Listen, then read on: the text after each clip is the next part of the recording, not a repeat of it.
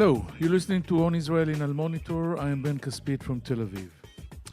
In Vienna, representatives of world powers are playing a game of wild poker with Iran.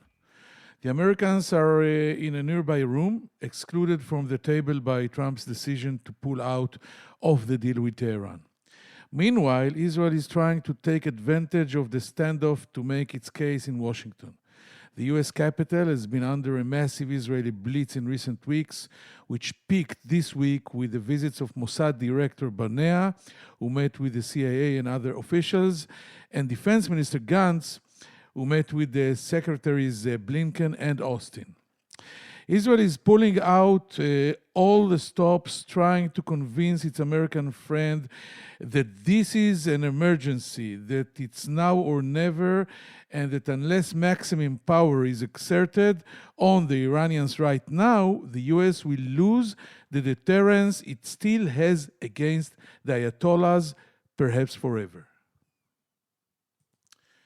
The Israelis are hinting strongly that if that happens, they will be forced to do what their previous Prime Minister Netanyahu hesitated to do, attack Iran, whether directly or otherwise, in order to prevent the Islamic Republic's ambitions to become a nuclear power.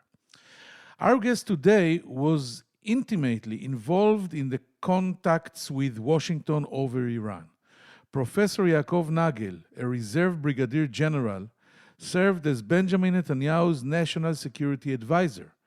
He was in the room when Israel was shaping its policy on a U.S. pullout from the deal with Iran. He was there when President Trump was persuaded to pull the plug during a period that many Israelis look back on Israel's glory days in Washington. Netanyahu and Trump are no longer in office. They are also no longer friends. And Professor Nagel's term has also ended. He will be with us right after this short break. Hi, I'm Elizabeth Hagedorn, and I'm the State Department correspondent at Al Monitor. And I'm Joe Snell. I'm Al Monitor's video editor. Let's admit it, this past year has been difficult to stay on top of the news and sift through what's accurate and what's misleading. Let Al Monitor help you. If you care about the Middle East and North Africa, you should consider listening to Al Monitor's audio series On the Middle East with Andrew Parasalidi and Amber and Zaman, and On Israel with Ben Caspit. You can now watch our newest video podcast, Reading the Middle East with Gilles Capel. You can subscribe to these series on your favorite podcast platforms. And through a host of free daily and weekly newsletters, we offer a range of perspectives with the highest journalistic standards. You can subscribe to these newsletters at almonitor.com. As an award-winning media service headquartered in Washington, D.C., Al Monitor has a network of over 160 contributors around the world. So if you haven't done so already, be sure to visit almonitor.com, where you can find all of these newsletters and podcasts along with first-class reporting and analysis.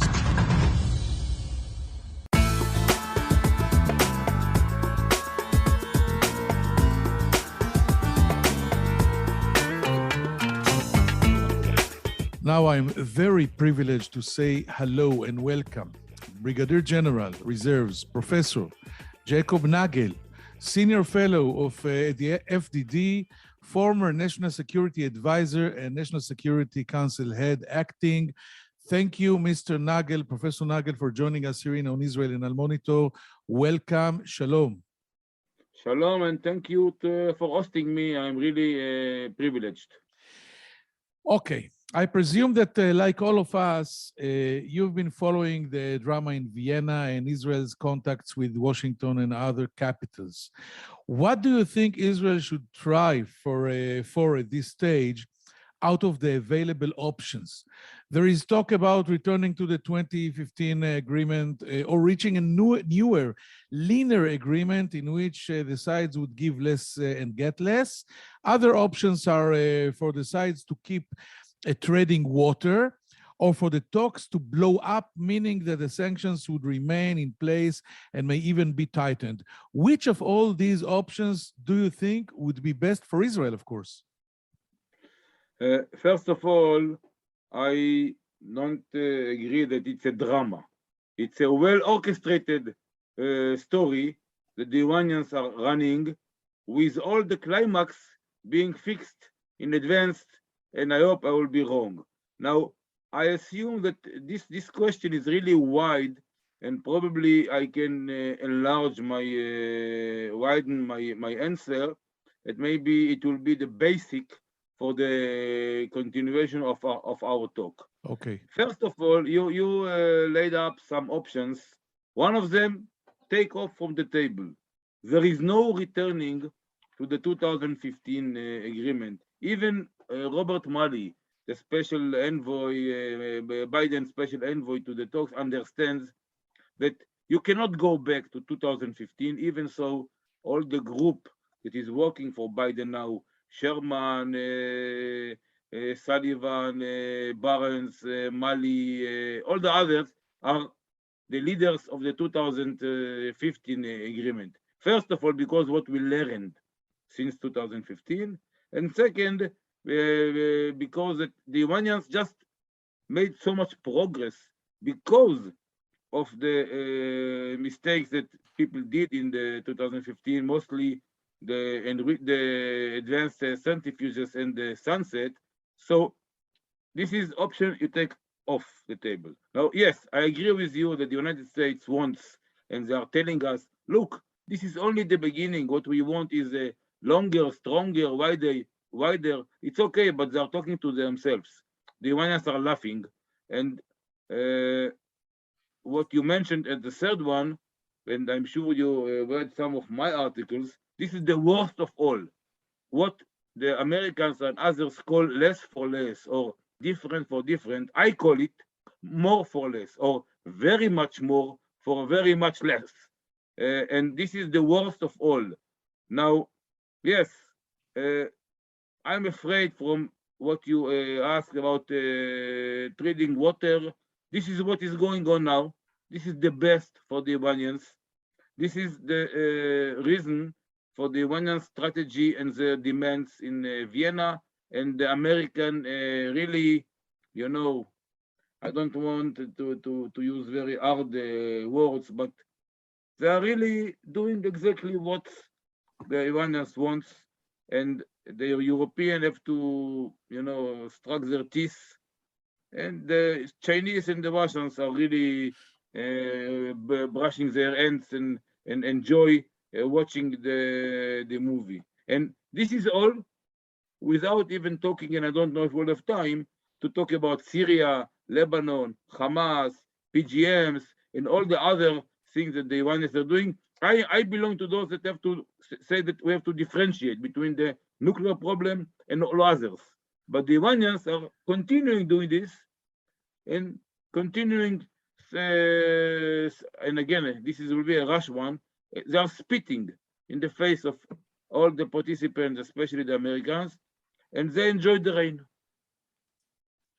So actually, you did not pick up one because there are no more options, unfortunately, after the demise. Okay, no, this is my end sentence. I thought you want to ask something.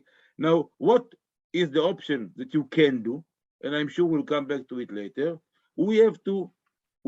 The United States and the Europeans, I don't recall the Chinese and the Russians joining this time, the maximum pressure, the maximum economical pressure on the Iranians, and putting on the table credible military threat, credible economical threat. Now, I didn't elaborate, but the Iranian strategy stands on 4 feet.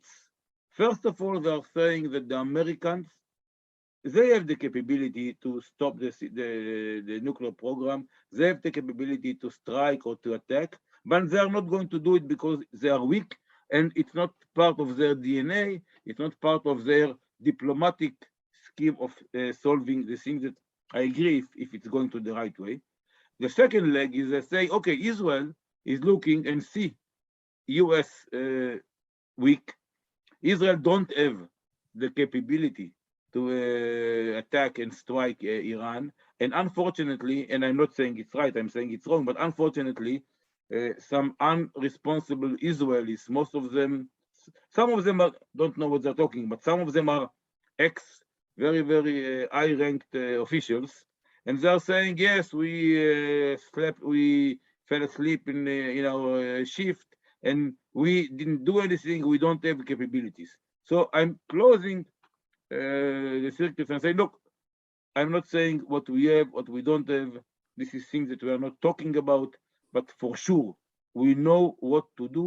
And so this second leg, the Iranians should understand that it's wrong. So And we the have third the leg, weakness of the Americans and the capability. the weakness of the Americans. Israel look the capabilities of the Israel. Americans have the capability, but they don't do it because they are weak. The third Israel, leg? this is the Iranian strategy. Israel don't have the capability. They are wrong, but they are leaning on some Israelis and some others. Don't Okay. have the capability, and they are looking on the Americans, so they are not going to strike alone. Third leg is that the Iranians believe that their economy can withstand the pressure that they have now in this level. And you know what? I'm not sure they are wrong in this or the only leg, that they can withstand 2, 3, 4 more years of this economical pressure. And the fourth one, very important one, they don't see any credible threat against their regime, their economy, their life, their families, their personal belongings. All of those threats that brought them to the table 2003, 2009, 2012, those are not on the table. So if you ask me what is out of the options that you didn't mention, what is the option that they must take, and if the Iranians will understand that this is the real option, maybe, I'm not sure, maybe something will happen, is that maximum pressure, much, much, much bigger than what they have now, and credible threats on all parameters. Those are the two things that we must do. Okay, so let's proceed. And I agree with you that the American approach is very naive. But I mentioned, and I saw, not only me, that just before Minister Gantz arrived in Washington last week, a senior U.S. official was quoted as saying that the meeting with Austin between the two defense ministers would include discussion of possible joint military exercises to prepare for what he called the worst option of a military strike if diplomacy fails. And you know better than I do that Israel has long been begging the Americans to place a credible military threat. You just said it yourself on the table in order to lead the Iranians in the right direction. Do you see this as a significant step in the right direction? Let's try to be optimistic. I am totally see it as a step in the right direction. I see a really importance, really very much importance in these directions. Is it going to happen? I'm not sure, because I remind you again, the team that is working on this issue, Austin was not part of the team of 2015, but all the others, yes. So the team have an internal obligation to this crazy, bad, defected agreement of 2015. Now, in a negotiation, you give some, you take some. Some people call it carrots and sticks. This negotiation now is carrots and carrots. You know, in Hebrew, it's even sounds better, but this is an English interview, so I won't say, you know, the two sides of negotiation. Give and take. In this negotiation is give and give. This is something that we cannot continue. It's something that I don't think we can take. Now, some people say, and again, I don't think it's right, but maybe there is something in it, that what you see lately, that, you know, even the current government in Israel, everyone is now singing the same song. I really, you know, my view, I really like it. It was not like this a few weeks ago, but everyone is you know, is standing in the same line. Some people say it's because the Americans asked us to do it, and we are falling in the pit again, meaning that every time when Israel become, you know, threatening and others on behalf of the United States, then the Iranians, I'm not saying are being frightened, but maybe now, maybe it makes them to go to the table and Actually, give up some. you're saying Americans. that So we are maybe the playing. Americans are using us. We are This is people are saying so. you're hinting that we're supposedly playing with the Americans the good cup bad cup play game, that we are the bad cup and they are the good cup. And I want to ask you, you've been until recently the Israel's national security advisor, and if you could sit down with Jake Sullivan, the President Biden's national security advisor, and until recently your American counterpart, what would you tell him in one sentence, the strongest thing that you can tell him about the danger or whatever of Iran becoming nuclear? First of all, he was not my counterpart. He's sitting in the position of my counterpart. Remember that on my shift, I had the counterpart, Susan Rice. It's not easy. Of course. She's very, again, she's very, she has her own ideas. She's very tough. I even negotiated the MOU with her. But remember that Jake Sullivan, and I think Jake Sullivan is a really positive person. I know that my replacement, Yal Khulata, have very good relations with him. And he really wants the best for the United States and for Israel. But he was part of the team, together with Barnes and some others from the State Department and the White House, sitting in Oman, closing the main argument of the agreement with Iran before we even started the negotiations. For example, they gave them, okay, you will be able to enrich uranium. For the first time, a country that is under your Security Council sanctions not to enrich at all. The Americans are coming to Israel telling us there will be zero enrichment in Iran at the final, and they are closing behind the scenes. Yes, you will get, and the details will be later. So if I have to tell him one sentence, is exactly what I told you before. You want something to happen? The Iranians have to understand that you are serious and you are not playing their game. You have to put on the table a very, very massive and productive pressure, the maximum pressure plus, and the credible threat. And please start leave the word fear is not good, but leave like I am afraid that there will be a blow up of the talks. Just one sentence. Remember, the Iranians need these talks and this agreement much more than you. Raisi won't come to Vienna, won't send these people to Vienna unless he understands that if you want to do something to the falling Iranian economy, you have to reach some kind of an agreement. They are still coming with the maximum demands. What I am afraid is that at the end, we will find ourselves with, they are giving up 3, 4, 5%.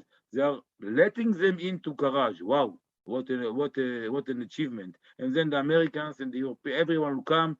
We had a very, very big achievements. We have a very good agreement. It's better than a war. Let's go back, and then they check up the mark, and they can continue to go to Syria, to China, to Russia, to North Korea, to Corona, to economy. If I look on their top 10 list, unfortunately, Iran is number 11. This is the problem. This is what I would tell to my good friend Sullivan, that I don't know. Number 11 is you're going far. We're used to say that China is number 1, COVID-19 No, is what I'm saying is that out of the top 10, Iran is number 11. Yes, understood. Out of the top 20, Iran is number 21. Understood. I want to ask you a delicate question. Does Iran already fit the definition of a threshold nuclear state? And if so, can Israel afford to accept this status? And I'm asking it because we all know that they are already enriching uranium to the level of 60%. We all know that going from 60 to 95 to military level is very easy. We all know they have the centrifuges that are very fast and very modern, the R8 and etc. So they're actually there. A very, very, very, very important questions, maybe the most important that you ask me. First of all, as I said before, I don't remember if I said it already, what is the definition of a threshold country? People are tending to do a lot of mistakes, and you almost fell to this all again. You are not measuring a threshold country by saying what level of enrichment they are doing now, what they are having, how much time it will take them to do this and this and this. Of course, all of those things are important. You are measuring a threshold country by only one parameter. Are they in the situation that it's only their decision when they want to go and to become a nuclear state? So they don't have to be a nuclear state. They have to be in a status that it's only their decision to become nuclear, and they are in a status that no one can stop them from becoming nuclear. Irreversible. For example, Japan is a threshold country. No one cares because Japan don't want to build a nuclear bomb. Germany is the nuclear threshold country. No one cares because they are not going to build. Iran cannot be in this situation, and those people that are saying that we can accept, some of them Americans, some of them even Israelis, and of course some other countries in the world, that we can accept, and we even, there are some reporters that very good that say, look, forget it. We have to start living with the fact that Iran will become a threshold country. We have to live in and understand that we cannot stop it.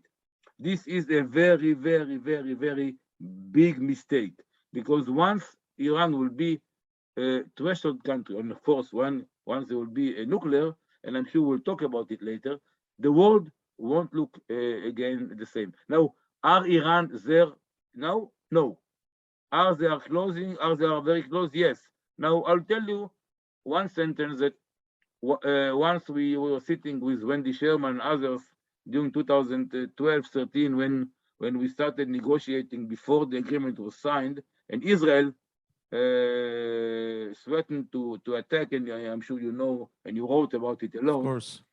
And they were asking us. I was then the deputy NSA, and Jacob Amidror was the head. And she was asking us, what about Israel attacking? Are you going to do it today, tomorrow? And then we were sitting in a classified, video conference. He was used to open the curtain, look on the sky, and say, you know what, my good friend Sherman, I don't see planes in the sky. So it's meaning it's not going to be today. Is it going to be tomorrow? I don't know. Israel, and it's connecting to the question you asked me before. Israel will do what it needs when we'll come to the point that we will decide that tomorrow is too late. Now, tomorrow can be next week or next month, but when we will decide and we'll come to the understanding that we don't have time and tomorrow it will be too late, so Iran will go into what we call the immune zone, the place that you cannot stop her, then we'll have to do what we need to do with ever what we have. It can be 90%, 70, 20, and preferred 100% of the capabilities. I think you explained it in a way that I understood. Minister Gantz told the Americans that Iran should not be considered an Israeli problem because it's, in fact, a threat to the world and to the region. What are the implications of a nuclear Iran for the Middle East, the Gulf? I'm sure that you dealt with it when you were in office. What will it make? People are talking about a nuclear race between all the states in the Middle East, etc. I must say you did your homework very good, and you asked all the right questions about this very sensitive issue. To understand, to explain your audience what are the biggest threats and dangerous with Iran, with nuclear Iran. Look, if Iran will become nuclear or even threshold country, it will open arm race in our area. You imagine that Saudi Arabia will stay still when Iran will be nuclear. Now remember that this is coming back to the defective 2015 agreement.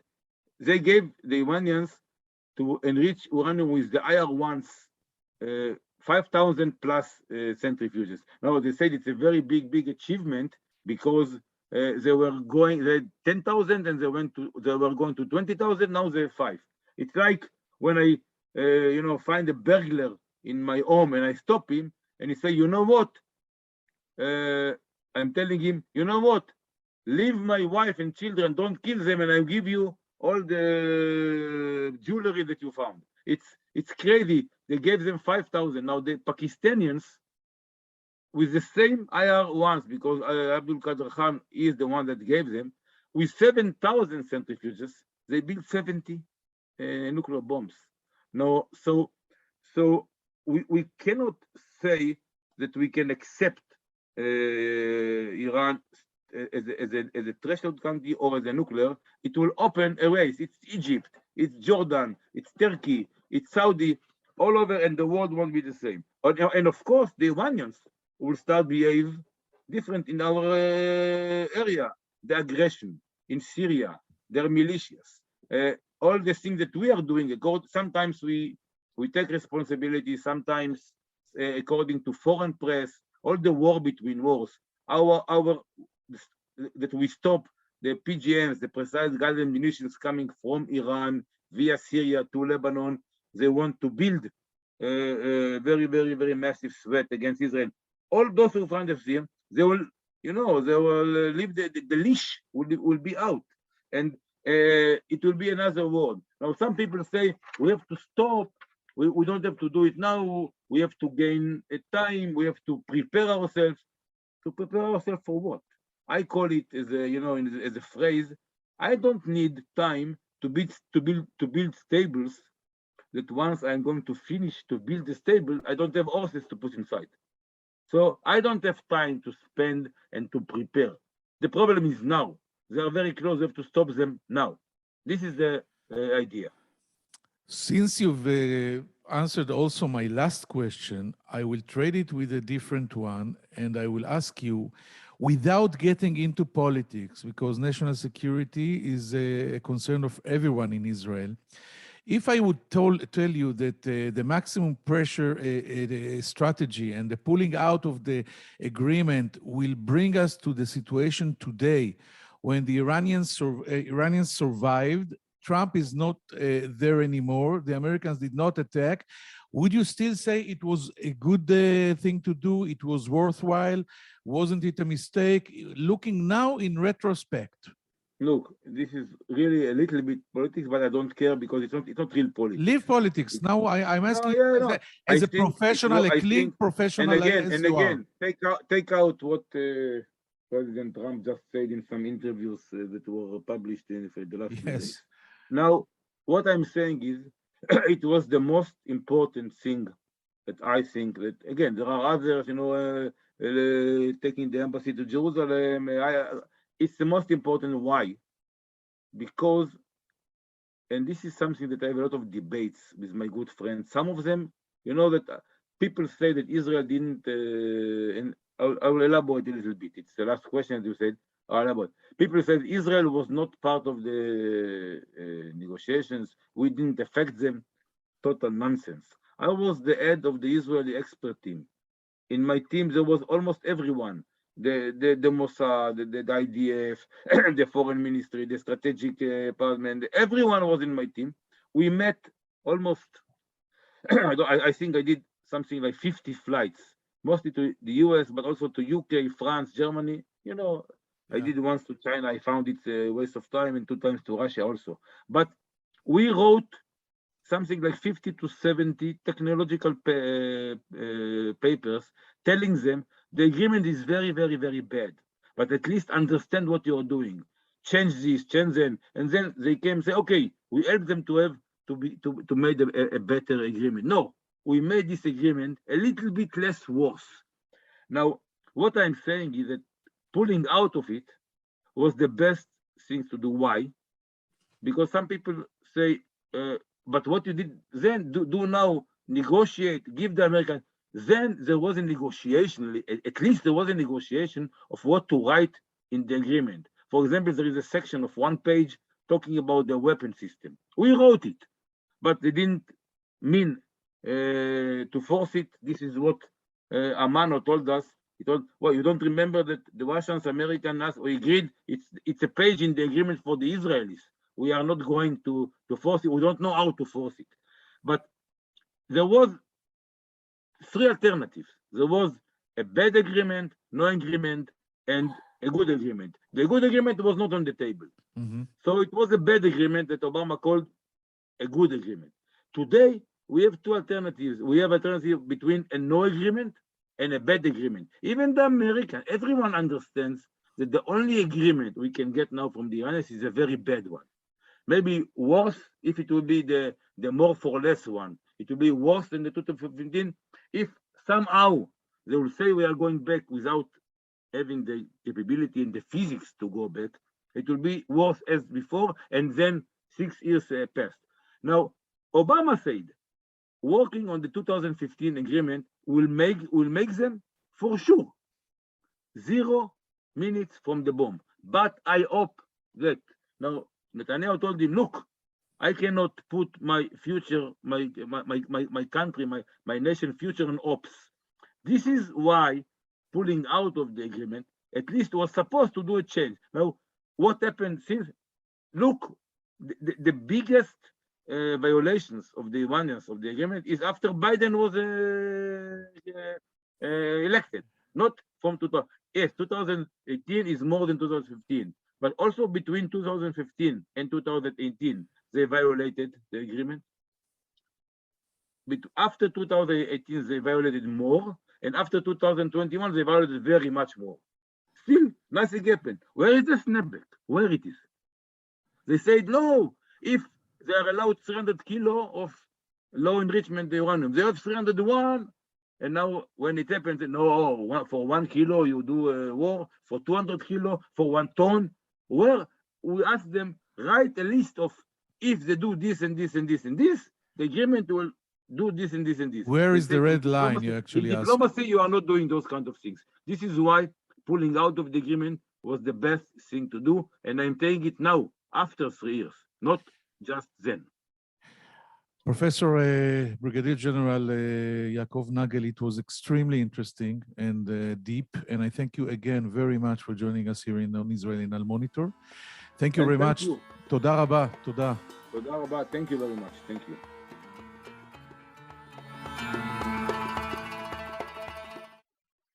Hello, I'm Gilles Kepel, professor at Sciences Po and Normal Sup in Paris, and author of a number of books and articles on the Middle East. Through my new podcast, Reading the Middle East, on the award-winning media service Al Monitor, we will take a deep dive into the trends in the region with the authors and thought leaders who are shaping how we think about the Middle East. Reading the Middle East will be a fantastic addition to Al Monitor's outstanding podcast lineup, including On the Middle East with Andrew Paraziliti and Amber Zaman, and On Israel with Ben Caspit. You can subscribe on your favorite listening platforms. We look forward to your joining our conversation.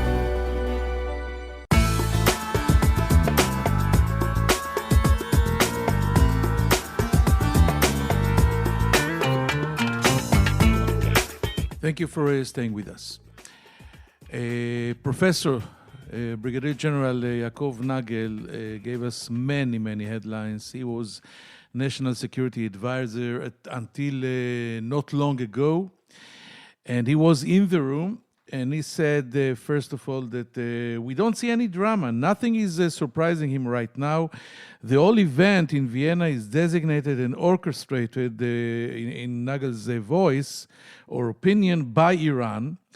And another thing he said, that there will be no going back to the JCPOA, the 2015 agreement. He said even Rob Malley, the president's special envoy to the Iranian issue, said and admitted it because the Iranians, since the United States pulled out of the agreement, advanced a lot, and we know now many things we did not know before, and it's too late for this agreement to be renewed. Professor Nagel, that was Benjamin Netanyahu's man to the negotiation and everything else, was he criticized the American attitude and strategy in very harsh words. He said that every negotiation has to be or to contain carrots and sticks, but this negotiation is only sticks. Only carrots. The Americans give and they don't get anything in return from the Iranians. He said that the Americans are talking to themselves. They're not talking actually to Iran, and the Iranians are laughing. They wanted, they came to Vienna only to lift the sanctions, not to give anything else, and they're actually spitting in the face of the Americans, in Nagel's words, and the Americans convinced themselves that it's rain.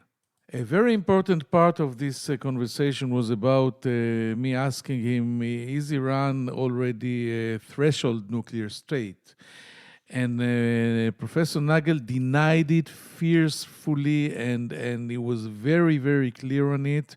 He said that measuring how much enriched uranium you have, 60% or 3.5, is not important at all. The only thing that is important in order to define you as a nuclear threshold state is the question, is the only thing that puts you apart from the nuclear bomb is your decision. If it's only your decision to become nuclear is the thing that now stands between you and the goal. He said that Japan, for example, and Germany are threshold nuclear states. They have all the capabilities and all the know-how and everything, infrastructure, but no one is worried because they don't want to be there. Is Iran there now? I asked him. He said no. Are they closing in? Yes. And he also said that Israel, when we will reach this point, this exact point, late Meir Dagan, head of Mossad, said, when the sword will be on our neck, then Israel will do whatever it can do, said the Professor Nagel, strike Iran with 100% of our capabilities. And this is a very interesting thing to think about, 100% of Israel's capabilities. I hope you found it interesting. I did. And I hope to find you here next week in the same place and the same time in On Israel, in Al Monitor. I'm Ben Caspit from Tel Aviv. Take care and bye-bye.